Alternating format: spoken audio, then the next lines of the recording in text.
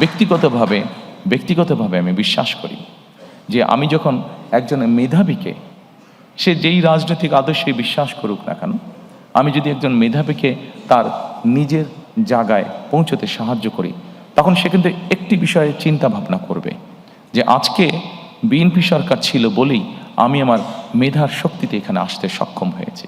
কাজেই বিএনপি সরকার নিরপেক্ষতা নিশ্চিত করেছে।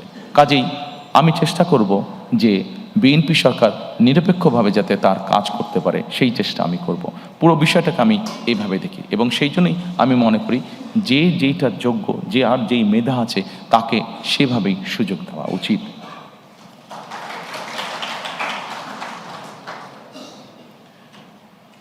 সম্মানিত উপস্থিতিবৃন্দ, একজন রাজনৈতিক কর্মী হিসাবে আমি নিজের অভিজ্ঞতা থেকে বলতে পারি যে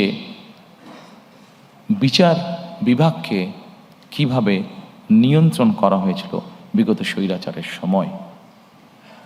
আমি, আমার মা, আমার পরিবার, আমরা এই বিচার বিভাগের নির্যাতনের ভিতর দিয়ে আমরা গিয়েছি। প্রিয় সহকর্মীবৃন্দ, একজন মানুষ হিসাবে, একজন রাজনৈতিক কর্মী হিসাবে আমার সর্বোচ্চ চেষ্টা থাকবে যে যে কোনো মূল্যে বিচার বিভাগের যে স্বাধীনতা সেটিকে নিশ্চিত করা। কারণ আমি নিজে ভুক্তভোগী কিভাবে বিচার বিভাগ একজন মানুষের জীবন, একটি সংসার ধ্বংস করে দিতে পারে।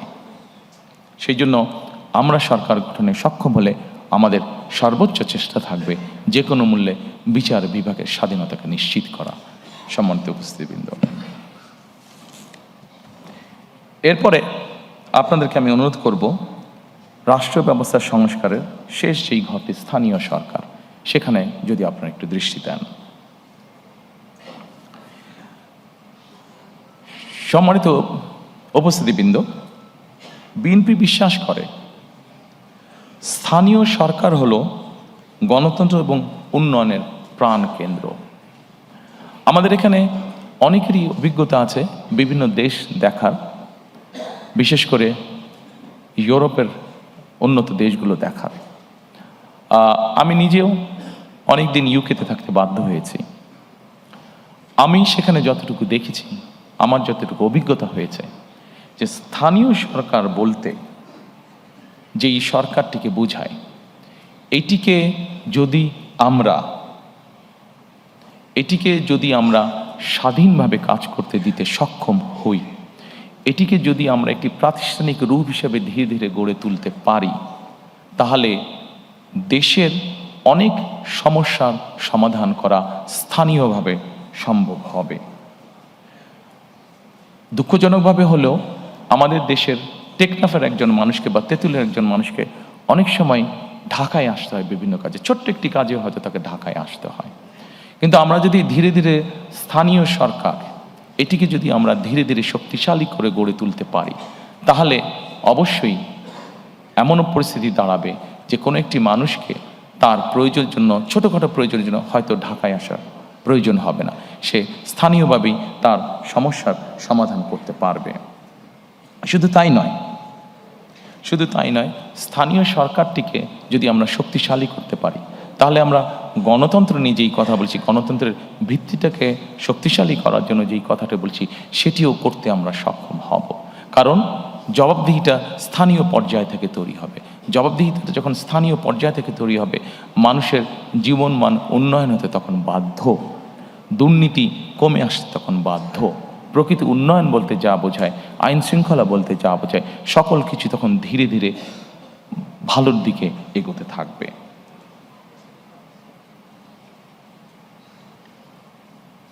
সেই জন্য সম্মানিত উপস্থিতিবৃন্দ, আমরা চাই স্থানীয় সরকারগুলোতে পর্যাপ্ত অর্থ প্রদান করা এবং সেটির মাধ্যমে জনগণের ক্ষমতাকে ধীরে ধীরে শক্তিশালী করা, ধীরে ধীরে প্রতিষ্ঠিত করা। আমরা 20 কোটি মানুষের দেশ, ঢাকা থেকে আমরা কখনোই সার্বিকভাবে দেশের উন্নয়ন করতে সক্ষম হব না। আমাদেরকে যে কোনো মূল্যে অবশ্যই চেষ্টা করতে হবে যাতে করে আমরা স্থানীয় সরকারকে শক্তিশালী করতে পারি, জবাবদিহিতা তৈরি করতে পারি এবং লোকাল যেই সমস্যাগুলো আছে সেগুলো যাতে স্থানীয় পর্যায়ে আমরা ধীরে ধীরে সমাধান করতে পারি। সম্মানিত উপস্থিতিবৃন্দ, এরপরে আমি আপনাদেরকে আমন্ত্রণ করব আমাদের দ্বিতীয় স্তম্ভ বা দ্বিতীয় পিলারটি দেখার জন্য, যেটাকে আমরা নামকরণ করেছি বৈষম্যহীন আর্থসামাজিক উন্নয়ন ও টেকসই রাষ্ট্রীয় সক্ষমতা অর্জন।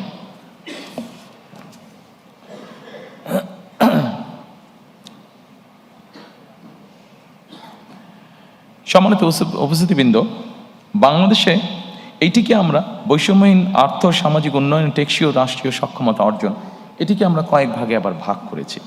এখানে প্রথমে আছে সামাজিক সুরক্ষা, যেটি অবশ্যই প্রয়োজন। এটি শুধু বাংলাদেশের মতন দেশে না, এটা ইউরোপের যে কোনো ডেভেলপ যেগুলো ভালো দেশ সেখানেও কিন্তু এই সামাজিক সুরক্ষা মানুষকে প্রদান করা হয়ে থাকে। এরপর আছে নারীর ক্ষমতায়ন। একটি দেশ যেই দেশের অর্ধেক জনসংখ্যা হচ্ছে নারী, সেখানে নারীর ক্ষমতায়ন যদি আমরা নিশ্চিত করতে না পারি, আমরা যত বড় বড় কথাই বলি না কেন, কোনোটি কখনো সাকসেসফুল করা সম্ভব নয়। এরপরে আছে, এই ঘরের মধ্যে আছে কৃষি এবং খাদ্য, দুটো একইভাবে রিলেটেড। কৃষি যদি ভালো না হয়, খাদ্যের সরবরাহ যদি ঠিকভাবে না থাকে, স্বাভাবিকভাবে মানুষ অপুষ্টি সহ বিভিন্নভাবে আস্তে আস্তে পিছিয়ে যাবে। গুরুত্বপূর্ণ একটি বিষয় আছে কর্মসংস্থান এবং যুব উন্নয়ন। আমাদের 4.5 কোটি প্রায় ইয়াং মানুষ, এই মানুষদেরকে যদি আমরা কর্মসংস্থান বা উন্নয়নের দিকে নিয়ে যেতে না পারি, কোনোভাবেই সম্ভব না উন্নয়নকে ধরে রাখা।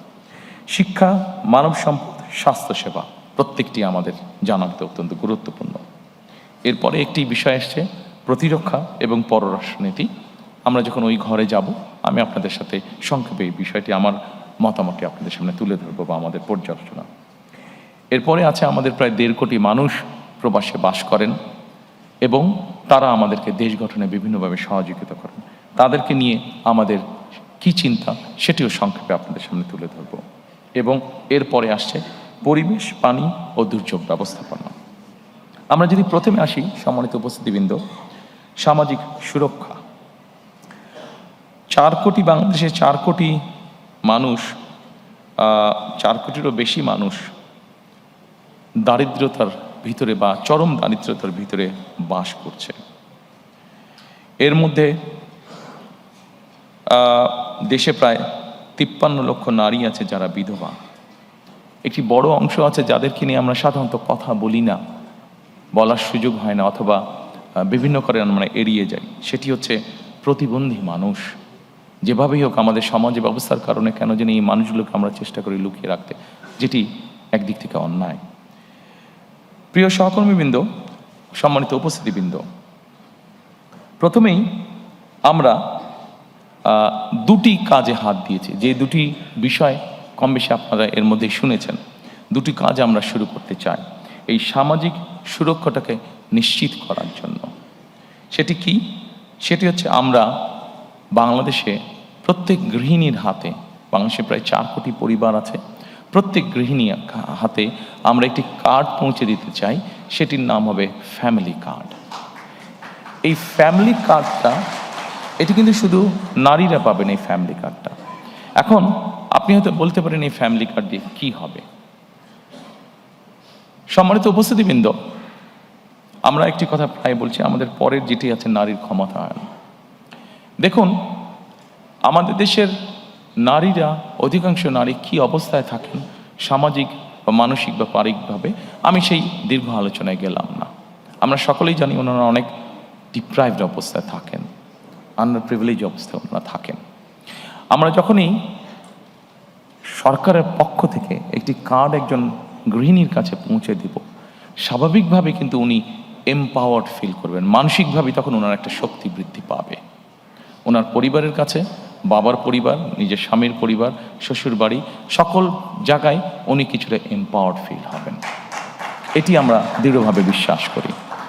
আসনের পরে এই কার্ডের মাধ্যমে আমরা যেটি এর মধ্যে ক্যাম্পেইনিং করেছি, সেখানে আমরা বলেছি আমরা তাদেরকে প্রতি মাসে 2 থেকে 2,500 টাকা আমরা তাদের কাছে পৌঁছে দিতে চাই, অথবা সমপরিমাণ খাদ্য সহযোগিতা তার কাছে পৌঁছে দিতে চাই। অনেকেই বলতে পারেন যে 2 থেকে 2,500 টাকা দিয়ে কী হবে একজনের। আমরা কিন্তু একবারও বলিনি আমরা তাদেরকে পুরো মাসের সহযোগিতা দেব।